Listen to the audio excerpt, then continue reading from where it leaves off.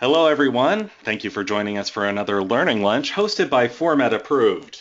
Today's subject is the impact of EMR system replacement on legacy data. My name is Brian Johnson. I'm the Senior Director of Online Education with Format Approved, and I'll be your moderator for this session. We are joined today by Scott Kidder of Health Data Archiver. Scott, thank you so much for joining us today. Thank you, Brian. Happy to be here. Scott, as you can see, has a great deal of experience in data management, legacy data management rather, for both acute and ambulatory healthcare organizations. So he's going to be a great guide for us in understanding the permutations and the stakes in doing this and getting it done right.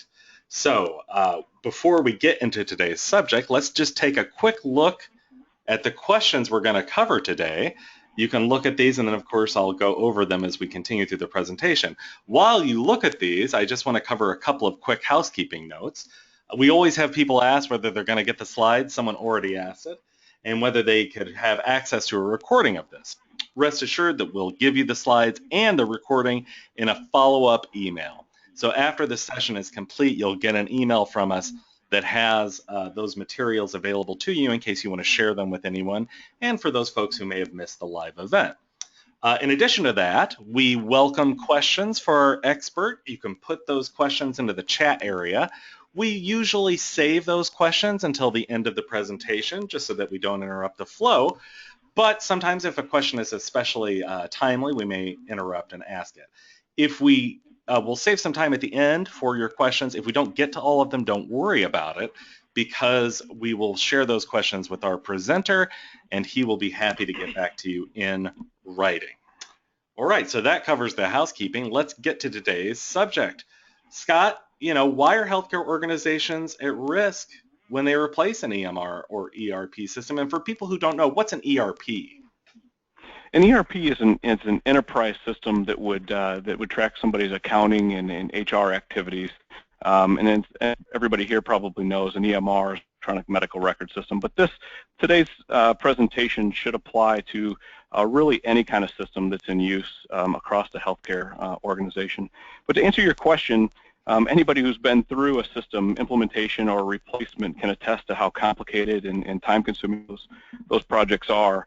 And interestingly, those implementations have evolved, I think, over the past 5 years, 5 to 7 or so. But up until that point, the vast majority of system implementations were replacing a paper workflow, where today, almost all new implementations are replacing an existing electronic system of one kind or another.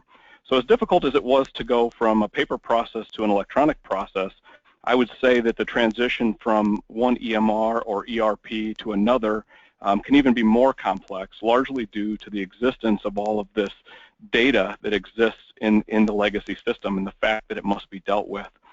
So today, anybody implementing a new system or replacing an existing system must ask themselves, what am I going to do with all this legacy data?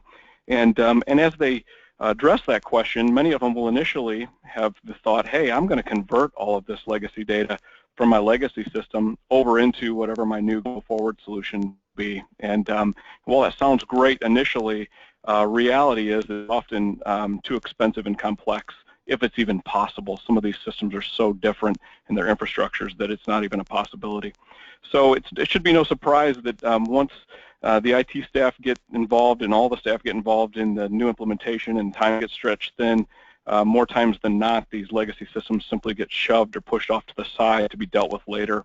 But the problem is that the legacy data and the issue around it doesn't go away. So at some point, that legacy data must be dealt with one way or another, and that's really the risk, is not doing something with that and then having an issue down the road where you're unable to produce that data should you need to, either a patient request or a legal request.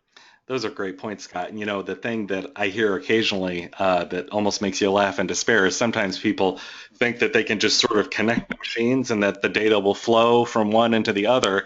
And oh my goodness, is that not true at all?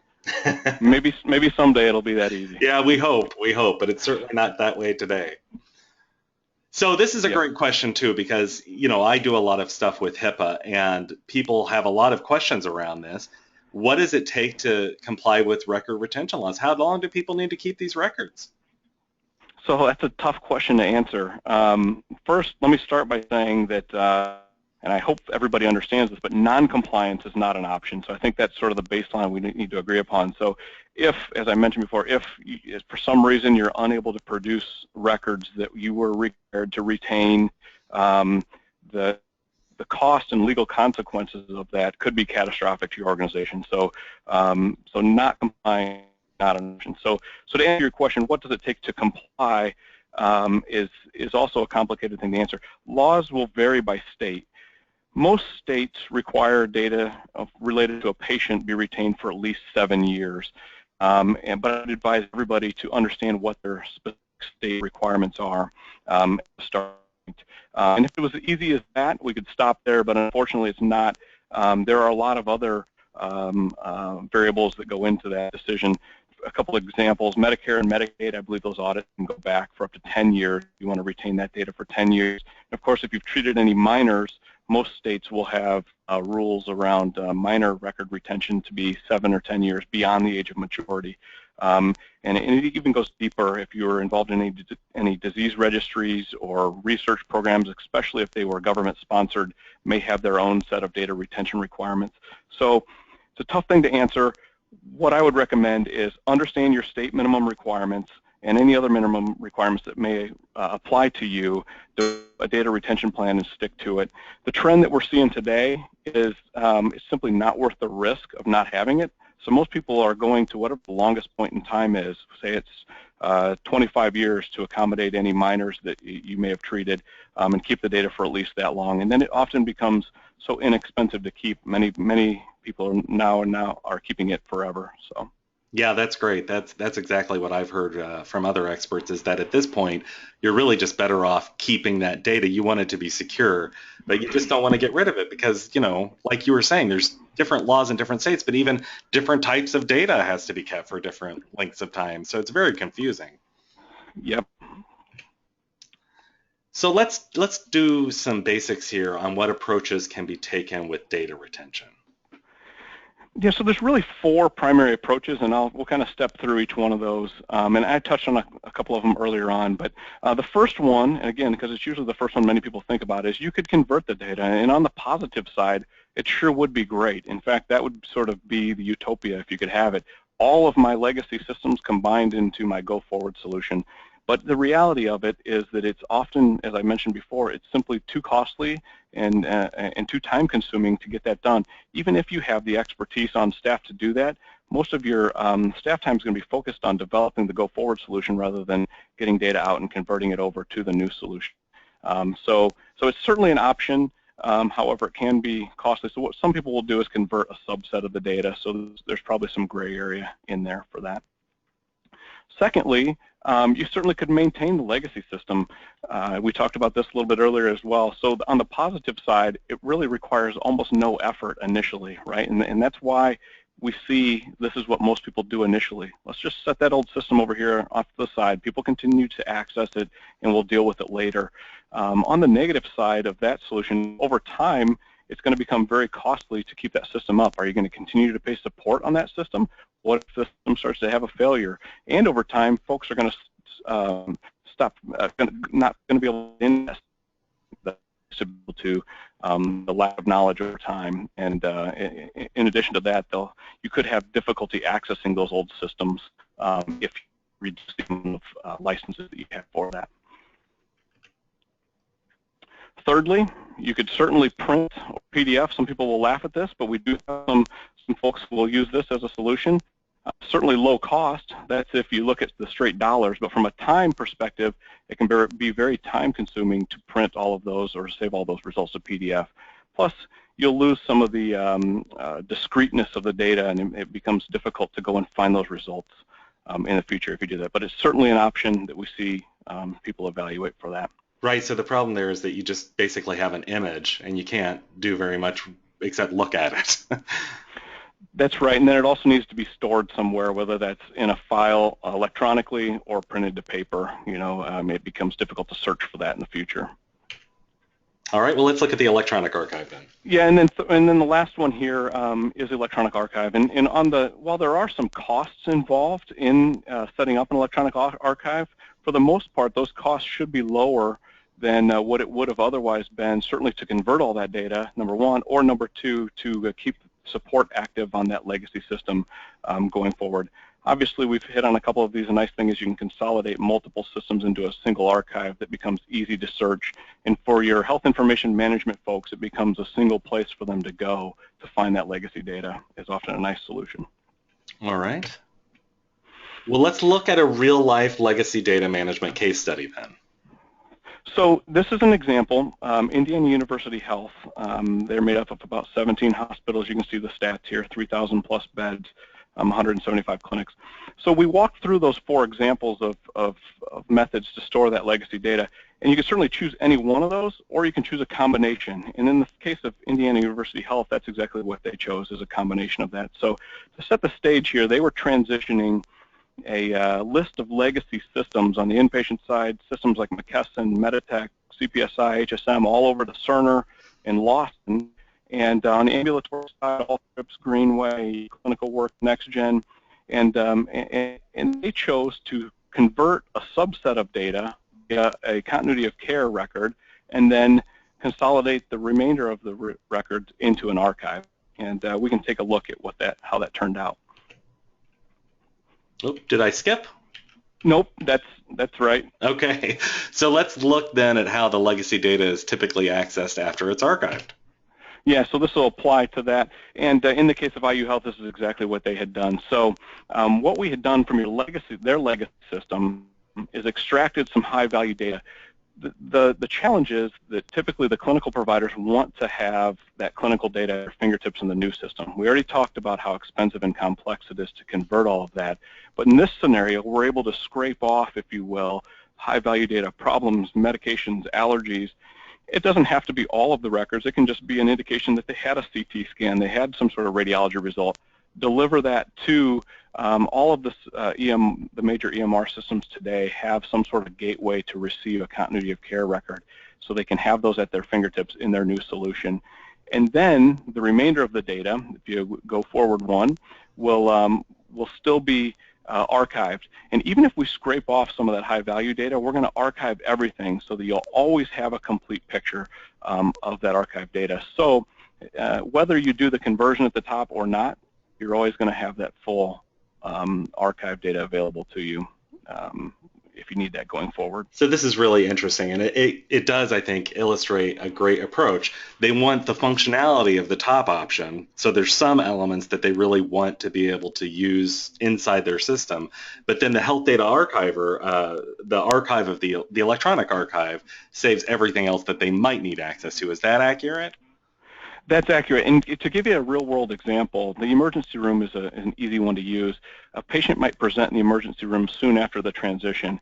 In the top part and through the gateway, they're going to get some key information. Hey, here's a list of medications, problems, and allergies, and recent visits. Hey, we can see that patient was seen last month, and they ordered a battery of labs, and they performed a CT scan. Well, now the patient's back. I may not have any of that information in my new system.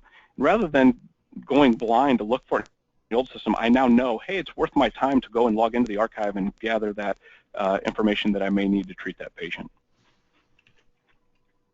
So let's talk more about the benefits of data archiving.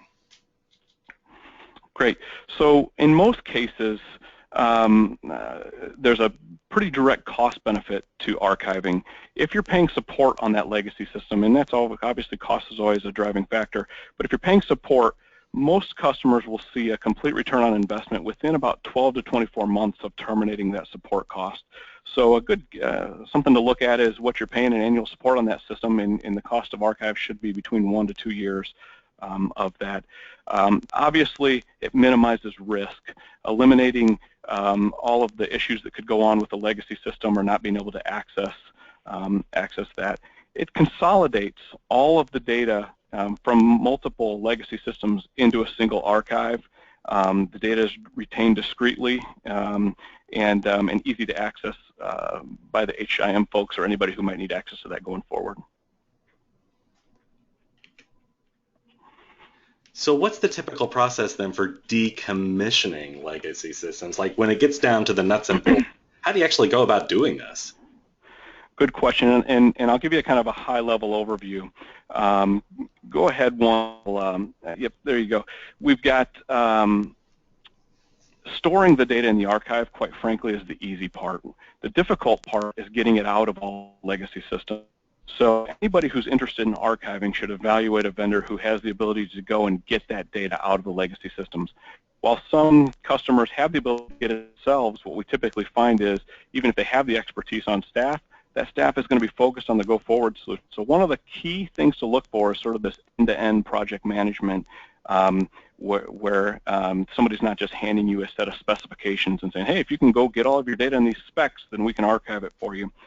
So you want to have end-to-end project management that includes data extraction, obviously the design and build of the archive, and some sort of test and approval process before the archive is launched. But that's the key takeaway there, is the ability to get the data out of the legacy systems. All right. Now I want to remind our audience that you can ask questions of our expert at any time by typing those into the chat area. So if you have questions as we go along, do feel free to ask those. So you got all these different legacy data sources. How can you secure those into a single archive, if you can at all? Yeah, you can. At least we would recommend that you look for a vendor that can do that, and we can certainly do that. There's a couple of different scenarios. So you may have patient data, and you may have, in many of these hospital systems, were also the HR systems, the general ledger, it tracks accounts payable information. The framework for archiving can be applied to any type of system. The real difference is how you search for that data. So in the patient data, obviously, a search by patient or medical record number or date of birth or some factor like that. On the accounts payable side, you may look for under the vendor's name. So so you want an archive that can accommodate these multiple types of data, number one. And then number two, once you go into this, as an example, the patient data archives, you want somebody who can accommodate multiple systems. So if you go into patient data archives, you may have a next-gen system and a McKesson system and several others, and you want to be able to search for a patient and identify all of the systems that contain that person's information all within one archive. And most can certainly do that today. So I got to ask more about, I guess, in terms of how this is structured. You know, if it's coming from all these different sources, is it kind of tabbed by source, or you're making it sound as if it's more, you know, tabbed by patient? Is it both? How does that work? Yeah, so good question. The original source system is always retained in its entirety, so that we can commingle data, but in most cases you will want to retain the exact record as it was in the original system. So as an example, I'll take a quick example. If you have a McKesson inpatient system and you have an Allscripts outpatient system, that patient probably exists in both systems, and they're going to be archived separately. But when you search for that patient, you're going to find two records: their McKesson record and their Allscripts record. And you'll go into each one individually. Now, if you have those linked, not to get into too much detail here, but if you have those linked via an MPI, you can certainly, you know, accommodate that link so that you can see that's the same patient. But at the highest level, you'll be able to search once, find that patient, see that they have records in both systems, and then go into the individual legacy system that you're interested in at that particular time. Does that help? Yeah, that does. That makes sense. So what does it look like then? I mean, you sort of are touching on it. When you look at this legacy data, how easy is it to really find what you're looking for? So the nice thing about legacy systems are that it's static, right? So it's really, you're just logging in, searching, and finding what you need, and either printing it or exporting it to get it out. The archive essentially represents back to you how it was in its original form. Different than a traditional conversion, and it's probably an important point to make. Part of the reason an archive is less expensive than a traditional conversion is that it eliminates sort of the traditional pitfalls of a conversion. In a conversion, you have to take data out of a legacy system and make it fit into these pre-existing fields in the go-forward solution. In the archive scenario, we take the data out of the legacy system. If we have fields that accommodate it on the archive side, great, we'll map them to that, and we do map things, common fields. But if there's an unusual field or a custom field, we just add that to the archive. We have a lot of flexibility to do that. So again, it eliminates the need to try to squeeze a 16-digit MRN into a 12-digit field. We just expand that field and make it long enough. So really what we're doing here, and as you can see on the screen, this is just a representation back of a med list. And the nomenclature will remain the same. So if they called it meds, it'll be called meds. If they called it prescriptions, it'll be called prescriptions. However it was in the original system, and all the field names will be named the same as they were in the original source system as well. And one other thing you want to consider if you're evaluating archive solutions is you do want to make sure that the discrete data is retained. So if it is discrete in the source system, you want to make sure it stays discrete in the archive so that you can, number one, search and sort on it, but then also in the future get that out for any population health or other type of reporting needs that you may have in the future. Okay, well, I guess this is a different view of the data. Tell me what we're looking at here. Yeah, exactly. So the first view we looked at was an example of some discrete medications to just show that discrete information. This is an example of an actual document that was archived. In our particular archive, we do convert. A lot of these systems store files in a lot of different ways. They have TIFF files, and they have proprietary file formats, and so on and so forth. And we will convert, in our case, everything to a PDF document so that the end user only needs a web browser and a PDF viewer to view anything within the archive. And part of that is in the data extraction process and the migration process to bring that data over. So that's an important factor for anyone considering an archive to think about as well. You know, how will the end data, what formats will it be in, and will I be able to launch it and view it without any third-party proprietary viewers? So we have archive data. It needs to be quick and easy to get to, if you will. So in this particular example, this is a document, and it's been converted to a PDF for ease of viewing and downloading and saving. I have never heard before that some systems, and I have to assume that this is something that used to be done, but that you wouldn't see in systems today. They would store images as TIFFs. Is that, that seems surprising to me because it's such a big, clunky file, you know. Yes, and of course, that the world we live in is in the world of legacy systems. So in many cases, Right. we are dealing with systems that are many years old. So, but yes, we do see that quite often, as well as I mentioned before, we see a lot of proprietary file types and or different types of encryption on these documents that as we're extracting that data, you really have to have the expertise to bring that out and convert that over. Or in some cases, the view on the screen in the system is what we call sort of assembled on the fly. It's a view, and it may look like a document in the original system, but in reality, all that data is stored in individual data points that are just getting pulled together for that view. So as part of the archival process, we'll have to, of course, regenerate those and pull those together, which fortunately we have templates for most of the common systems today to do that. But even when we encounter a new one, we have the ability to certainly get that done. So in that case where you're sort of pulling it together on the fly, is the data then, does it remain in its native format? Is that why you would do that? Well, that's a good question, and part of the requirements and discovery with the customer will determine that. So I'll give you a quick example. One that we encounter quite a bit are pediatric growth charts. So typically that data is actually stored as individual data points behind the scene, but the end user only ever sees it in the form of a report that shows how that child's head or height or whatever they were measuring grew over time. So more times than not, what they really want to see is that chart in the archive. So we could certainly store those data points, and we may do that behind the scenes, but most of the cases they'll say, hey, no, recreate that chart and then save that final chart in the archive. And of course, since it's static data, it's not going to change, so we don't have to worry about it evolving going forward. So in other cases, there may be a reason to keep that discrete data, but you want to look for somebody who can do both if necessary. That makes sense. So this is a question that I've been thinking about throughout the presentation. Where is the data? Is it in the facility? Is it in the cloud? Where is it? Good question here, and I can't speak for all the archives that are out there, but I can tell you the one that we work with is can be deployed either locally on site, or we do host it in the cloud for many customers as well. From a technical standpoint, the archive, at least we've developed our archive to be very lightweight. It lives in a virtual environment, runs on open source operating systems. so that it's very inexpensive to deploy without the overhead of license fees and so forth. If you have your own virtual environment, you can certainly deploy it on your own inside of that. All you need to do is allocate enough space to accommodate the archive, and we'll deliver everything that's necessary to deploy that locally.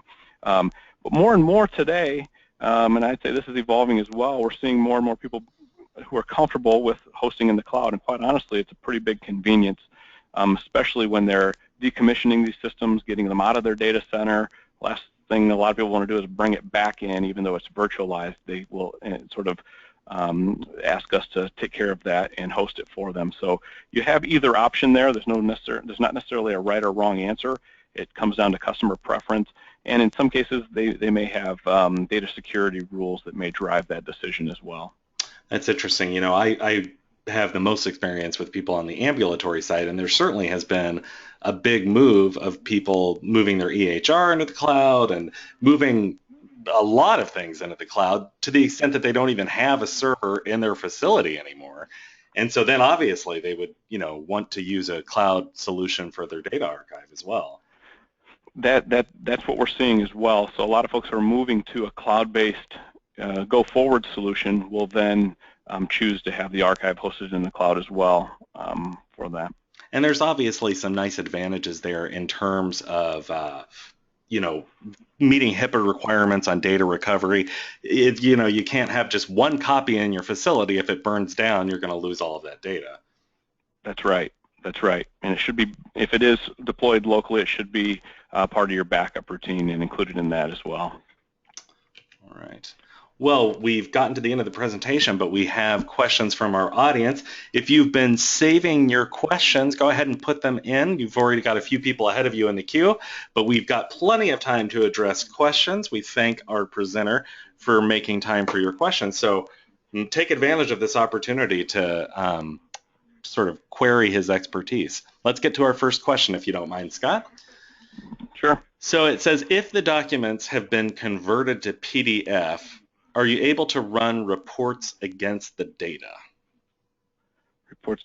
So that's a fair question. So if and part of the decision process when you're deciding how to store the data in the archive, we'll address that. So if the data is discrete in the source system, the majority of the time we're going to keep it discrete. If we do convert it to a PDF, you do lose the ability to run queries against that data that is in the archive. So the majority of data, if it's discrete in the source system, we're going to keep it discrete so that you can keep that ability to run reports and query that data. As I mentioned, the example that I gave was a pediatric growth chart. In some cases, we'll actually do both because they want the ability to query that, but they may also want the convenience of that nice report that's in a PDF format. So how that is handled will be dictated by the subject matter experts from the customer side. Well, I am going to ask a ridiculous, impossible follow-up, which is, in general, and I'm sure there is no in general, how much of legacy data is structured? I mean, I know these days that most of the data, if not all of the data in the EHR is structured, but if you look back at these systems, is it generally the case that a lot of it is not structured? Well, it really does vary, quite honestly, based on the system and how the system infrastructure is. But I tell you, we do have, and part of it is understanding, is just the expertise around these legacy systems. So there's really kind of three categories. There's the systems that track everything discretely, and in a lot of those systems, from an end user standpoint, the end user thought it was a document, but really, as I mentioned before, it's kind of this report that pulls together these data points. So we'll have that discussion with them. How do you want to store that? And then on the other side, we have systems that were, for most part, glorified sort of document imaging solutions, right? You would generate this document, and then you'd click finalize, and it would only store a final copy of the document. And then in the middle, you have systems that essentially do both. So what a lot of systems would do is collect discrete information like meds, problems, allergies, vitals, chief complaint would all be stored discretely, and then at the end of the encounter or the visit, the provider or whoever was finalizing the document would click finalize, and it would actually create a document that included a lot of that same information. So as we go to archive that, the question comes up, what is the legal medical record? What do I need to retain? In most cases, people, a lot of cases they'll keep obviously the final document, and then it becomes a choice that they will make. Do I want to keep this discrete data so that I can report on that as well, or am I happy with just this final document? And is there? Hope that was clear. It is clear. It was clear to me at least. Is there a difference in terms of cost? Is the PDF process cheaper, or does it really not make a difference? Well, it's an interesting question. So it does, obviously it's less time to, if there's less data to pull out. However, as I say that, I want to be clear because we get this question a lot. So that's one area where if we were just to take the documents and able to, for lack of a better term, ignore all of this discrete data, because in this case it all is included in these documents, that would save time and certainly lower the cost there. However, we get a lot of questions related to that asking, hey, if I only take the last 2 years, or if I only take data related to this particular provider who's leaving, or those kind of questions, anytime we have to build a query to filter data, that actually ends up becoming more work. In the first example we talked about, it's a clear sort of delineation. We can ignore these entire tables of data. In the second example, we have to touch every table, but we have to filter a table for just certain information. So in those cases, it actually becomes more work. So we would prefer in those cases to just take everything, or not that it's our preference, it's less costly to just grab it all. So that's what most people will do. That makes a lot of sense. Before we continue with the questions and keep them coming, we've got some great ones waiting in the queue. I would like to mention that if any of you out there are interested in the services that Scott Kidder and Health Data Archiver offer, we would encourage you to go ahead and go to www.healthdataarchiver.com. This is an informational session, but nevertheless, obviously, you've got a great resource here. So if you are looking for a solution, that would be something well worth checking out, and we'll talk more about that as we approach the top of the hour. But let's continue with our questions in the meantime. This question is, do you save documents associated with the patient along with the discrete data? And my guess is that there's, and correct me if I'm wrong here, Scott, but I'm thinking that they may be talking about, say, maybe patient correspondence or things like that. What all can you save, or can you save everything? Yeah, the quick answer is we can save everything. So a lot of these systems tracked documents in addition to the discrete information, and certainly if that's part of your system today, we want to make sure that that gets captured. And likely that's simply being stored in the database somewhere behind the scenes, and we can grab that out. It all comes down to our ability to get that information out, even if it's not stored in the database. Some of these systems have external document and image shares where they would point to those. We can bring those into the archive as well, or we can leave them where they're at and simply bring the pointers in to access those. But yes, so the short answer is we can and would recommend that you archive everything that's in that legacy system. And again, that goes back to kind of the structure of the archive. It's not limited to a predetermined, that's why it fits so well for all these legacy systems. They're all so different. A simple infrastructure wouldn't work to archive them all in, so that's why the archive is flexible and can accommodate all of these multiple ways that these systems store data. Well, and I imagine that's also why you need considerable expertise to be able to navigate through these systems, and that's where your experience and expertise really, I'm sure, makes a huge difference. Yeah, it really does. Go ahead. Nope, go ahead. Well, all right. I'll go to the next question then. But no doubt that the experience there makes a huge difference. Okay, this is a question. I'm going to ask it and then also add something to it because I think both are worth addressing. The question is, how long does the archiving process take for an average size ambulatory practice, if there is such a thing? And the question I want to add to that is, at what point, there's a process involved here as ambulatory practices, or any practice, hospital for that matter. There's a process of planning and implementing this new system. When in that process do people really need to start focusing on the archiving?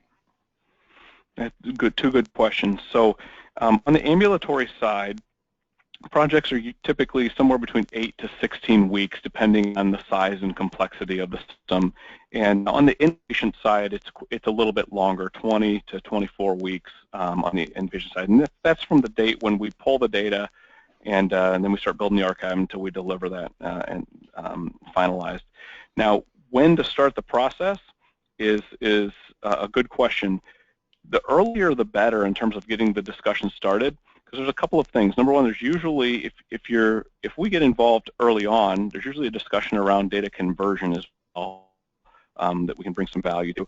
But even if that's not the case, the question of when to archive will largely be driven on when is the data going to be static. So if it's an ERP system, HR data and accounts payable and general accounting data is generally static within about 30 or 60 days after the system transition. Those are pretty clear. On the clinical side, there's usually some lag between when you stop using a system and then when all the documents get finalized or signed by the physicians and those kind of things. So we want to wait until that data is static before we do bring it over into the archive, because once it's brought over there, it's not going to change. And then on the revenue cycle side, whether it's an ambulatory billing system or a hospital revenue cycle system, that decision is often driven by how much open accounts receivable still exist. So when you transition to your new system, obviously you're no longer going to enter any new charges or submit any new claims out of that system, but you still have open claims to be paid or patient balances to be paid.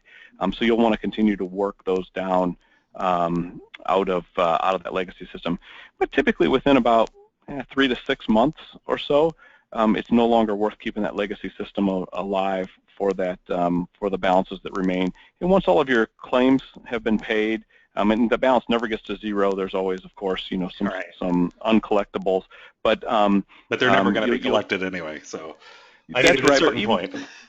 That's exactly right. And once you do, we would, once that data is archived, we can accommodate for the ability to enter transactions on cash balances and patient balances so that you can keep those up to date in the archive. We understand that transactions are going to continue to happen even after the data archives, so we need the ability to enter those. So while it's not, we don't allow or we don't have the functionality to adjust clinical data, you can add financial transactions either manually or oftentimes customers will sell those balances or have a third party work those balances, and then at the end of each month you might send a list, a file that lists all of the transactions that occurred that month, and then it's just a simple import. So once a month you're importing a new set of transactions into your archive so that you're keeping that up to date for any reporting purposes. Interesting. Now, earlier you said in response to this question that if people talk to you early in the process, it can make a difference in terms of data conversion. Can you say a little bit more about what you mean by that? Yeah, so we like to get involved earlier because obviously we have the tools to get the data out for the archive. And in many cases, we talked a little bit about it in the case study we looked at for Indiana University Health, but in their case, as an example, we're going to use those same tools, or we did use those to get some of the key data points out for a conversion. We can often do that less expensively than going to your legacy vendor and asking them to extract that, or even in a lot of cases doing it yourself. So the earlier we can get involved, we can also leverage some of that work that we're doing so that the archive costs are lower going forward, if that makes sense. So we're going to do that work to build those data extraction routines, use part of it for the conversion, and then when we go back to archive, it's just a refresh of those same routines that are built there. Well, here's a question that you've basically addressed, but I think there's kind of some nuance we can address as well. The question originally is, does the process need to be done during downtime? So you've already talked about how you don't really want to create the archive until the data is static, but is it the case that people are going to have they need to maintain that legacy system up until the point that you're going to do the archive, or what are the permutations on that? Yeah, typically we will not interfere with a production system. So our preference is to work from a backup copy of the system. So if there's a way where we can get a backup copy, either we have some large removable hard drives we can overnight and to download a copy of that system, or in some cases we can pull it securely online. But we'd like to bring a backup copy, so we're working with that so as not to interfere with the production system. On occasion, we need to build the archive and somebody's still using a system, so we will have to do a differential. We prefer not to, only because it adds cost and complexity to the project, but in the real world it happens. So what does that mean, a differential? So, and good question. As an example, we'll take a revenue cycle as an example. We may take a snapshot of the database and build an archive on it, but they continued to enter transactions into that system. So 2 months from now, we're getting ready to deploy the archive, but there's been 2 months worth of transactions entered in there. So we'll have to go back to that system and requery it, filter it just for the new transactions, bring those out and over into the archive so that we can catch that up. That allows us to get the bulk of the work done rather than waiting till the last minute to do that, waiting till everything's static, that is, to get that completed. Fascinating. That is interesting. I didn't know that such a thing was possible. Yep, so all of that is possible. It just adds hours and time to the project. So it's an evaluation. You know, in some of these systems, we have a nice clear-cut path. Some of the larger inpatient systems especially, you know, there's some decision points around how should we structure this process as we're going forward. And a lot of it's driven by what's the renewal deadline for that system, right? So, hey, December 31st, I have to sign another year contract for support. Can we get this done? So a lot of these discussions start by looking at that date, and then we back into what the project timeline needs to be in order to make sure that we meet that deadline appropriately with plenty of cushion, if you will. That's interesting. So here's a question that's kind of in my bailiwick, and that's around security. The question is the archive data encrypted? But I'd like to sort of expand on that as well and ask, you know, what in general are the security precautions around maintaining and protecting the archive? Good question. So it is, and I can get a more detailed answer for you if necessary, but it is secured via SSL, or there's a new protocol now for SSL, and we use the latest there. I don't have that right in front of me here. Yeah, I can't think of it right off the top of my head either, but I know what you mean. Yep. And then beyond that, from a user role standpoint, we can control, or a customer can control who can have access to which pieces and parts of data. So how we manage that is at the data source level. So as an example, you may separate your billing and your clinical data into 2 separate data sources so that when somebody from billing logs in, they could see all of the old billing systems, but they do not see all of the old clinical systems. Another example may be behavioral health data.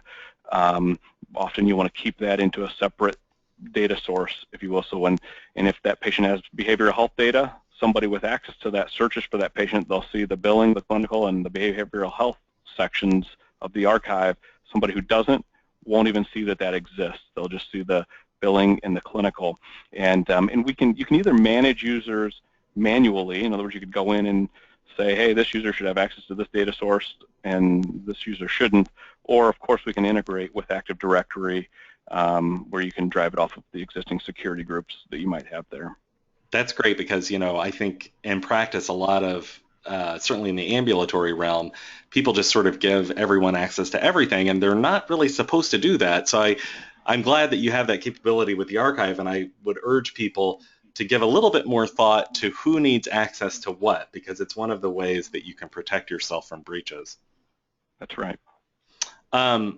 So, one follow-up on that. I assume that you talked about how the transmission of the data is protected. I assume that there are options around encrypting the data at rest as well. There are, yes, and I can certainly get those details. I don't have those in front of me here, but data is encrypted both at rest and in motion, I think, as they say. Great. So, folks, as I said earlier, we'll have some written responses to some of these questions as well. So, if you're looking for more detail on that, we'll get more detail from Scott in the follow-up. So here's a question about sort of the business issues involved, which is, I assume that these services are typically, on a contractual basis.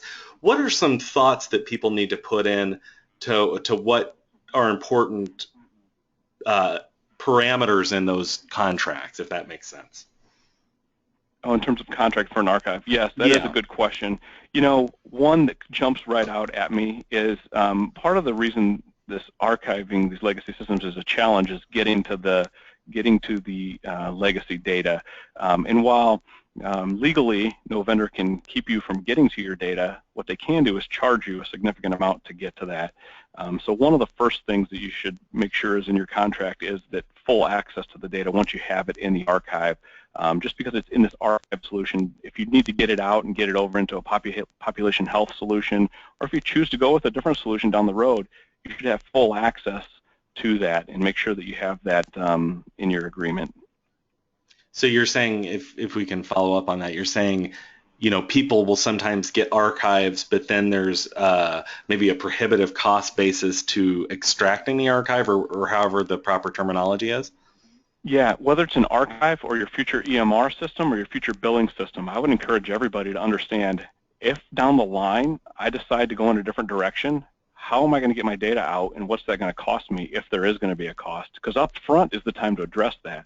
Nobody wants to tell you up front, hey, yes, you can do that, and it's going to cost you $100,000 worth of it. Up front is the time to negotiate that and say, hey, I'm going to move forward with you if you'll write this in and say, I want access to my data without any cost, and that's the time to get that into your contract. And it's not only access to it, it's also encryption. So what we've seen is some of these vendors have proprietary encryption on the data.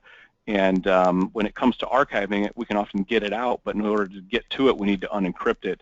And then it becomes, for lack of a better term, kind of a ransom fee. You have to go back to your old vendor, who your relationship with is obviously strained because you're leaving them or have already left them, right, and you have to ask for that key. So that's sort of a parting shot, if you will, for some of them to be able to charge you going out the door for access to your own data.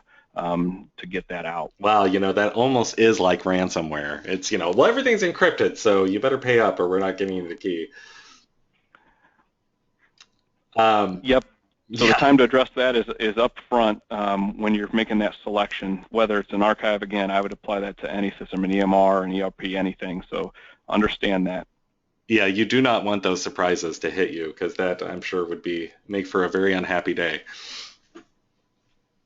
I was going to ask a question myself, and now it's escaping me. Give me just a moment to recollect it here, and then we have a little bit of time left, so we've gone through the questions from our audience, but if folks have been holding a question, do feel free to ask it, as I rack my brain, because I wanted to ask you, Scott, another question. It's great to have an expert on here. Maybe while I'm thinking of that question, you could tell people a little bit more about what makes Health Data Archiver a worthy service that they should think about.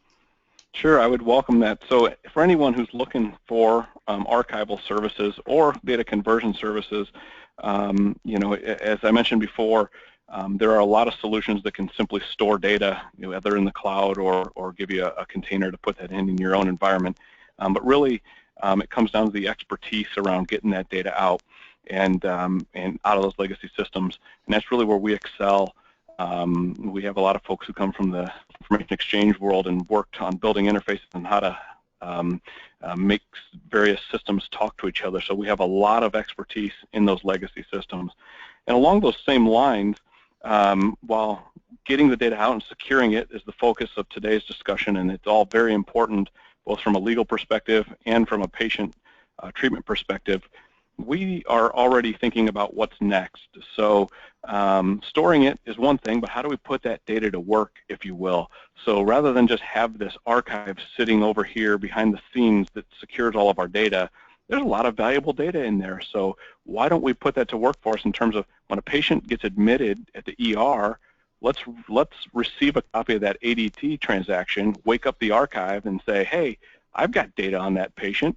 Here it is. I know that we're here 2 months ago, and they had this radiology study done, and send that back automatically and electronically to whatever the EMR system is. So it becomes almost another source that can be leveraged right from within the go-forward solution. So those are the kind of things that we're thinking about as we move forward, and anybody who's interested in archival services should not only be looking for that, but think about, hey, what's the future hold? What's next? How can I get to my data? Can I get to it in the future? And can I put it to work for me of having access to those kind of summaries? Well, absolutely. Those are great questions for people to think about.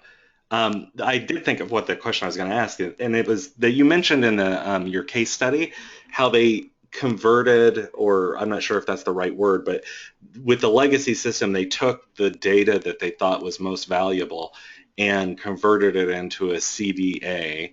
Can you talk a little bit more about formatting and how these things work? Because I know, for example, with this 2014 CERT on EHRs, they have to be able to export CDAs, if I'm correct about that. Can you just talk about sort of the issues around formatting and how that hits the process? Yeah, happy to. So you're right. Almost all systems can create and receive a CDA today. The challenge in most of them today still is that they can do it on a one-on-one basis. So you could do a manual CDA conversion out of your legacy system, but it would generally require you to log into each person's chart, click a button to generate the CDA, and send that over to your new system. So really the service we're talking about there is we're going to do that on a comprehensive level for every patient. And it may not be everything. We'd design that CDA to meet your needs. Commonly, we'll take data that's within the last 2 years, and we chose CDA. Well, that's the standard, of course, but you could also deliver that simply in the form of a PDF or any other format that may be useful in the new solution going forward. Anybody who's tried to convert patient profile items like medications, allergies, and problems can attest to it's difficult, if not even impossible, to reconcile those, especially if you're converting them into a system that already exists. So if John Smith already has meds in the old legacy system and this hospital is joining a larger health network that's perhaps running Epic or Cerner, and John Smith already has a record in that Epic or Cerner system, you can't simply import the historical medications. You have to look at them because they may be, otherwise you're going to end up with duplicates or one that's a generic and it may not match correctly to one that's a brand name, and so it takes a person's eyes to reconcile those. So the nice thing about a CDA is that that'll bring that information in, make it it's still a click away from the provider, but it avoids all of the perils and challenges of trying to reconcile those lists. Now it's a click away. The provider can look at it and choose to bring those in at their discretion if they want to do that. That makes a lot of sense. So for people, I believe CDA stands for Clinical Document Architecture. Well, it's a continuity of care record is a CCD, and yeah, I don't remember CDA, Clinical Document Architecture. They keep coming up with new versions of it, so it's hard to keep track of all of them. That's right. Yeah, so I mean, that's the funny thing about all of this. I'm sure people out there are aware of this, that EHRs, there's this great tension between interoperability and innovation, and that the EHRs want to have their proprietary systems and develop these new technologies. But on the other hand, if everybody's using their own proprietary technology, you can't get anything to talk to each other. That's right. Yep.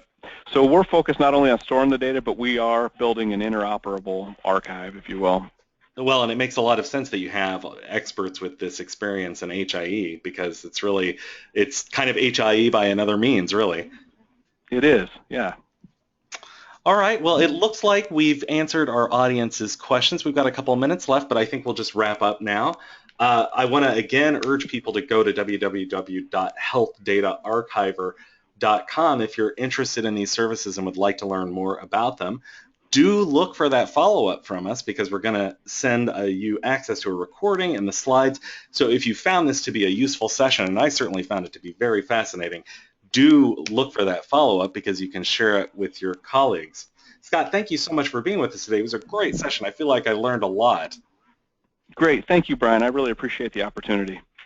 All right. Well, again, look for the follow-up from us. And if you have questions for Scott, feel free to reach out to us at Format Approved. Is there an easy way for them to reach you, Scott, if they want to talk to you?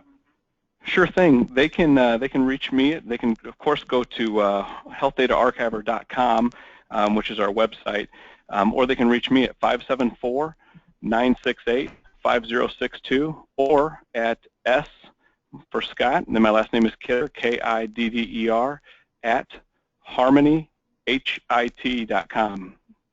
That's great. Well, thank you so much for making yourself available as an expert, because I'm sure people have questions. Again, if you enjoyed this Learning Lunch series, join us for our next Learning Lunch series. You can go to our homepage at www.formatapproved and click on the Learning Lunch series button, which you can see on your screen there, and register for upcoming events. You'll also see our upcoming workshops in that page, so you can register for those if you're interested. Again, you can go to www.formedtraining.com to see all of our courses if you need training in meaningful use, PQRS, HIPAA compliance. If all of this HIE talk was just gobbledygook to you, maybe you would be interested in one of our certifications. So thank you again, thank you again, Scott, for joining us. I really do feel that this is a great session because I kind of live in this realm a little bit, but I definitely learned a great deal from your presentation. So thank you. Well, great. Thank you. All right, folks, join us next time and look for that follow-up. Have a great day, everyone. Bye.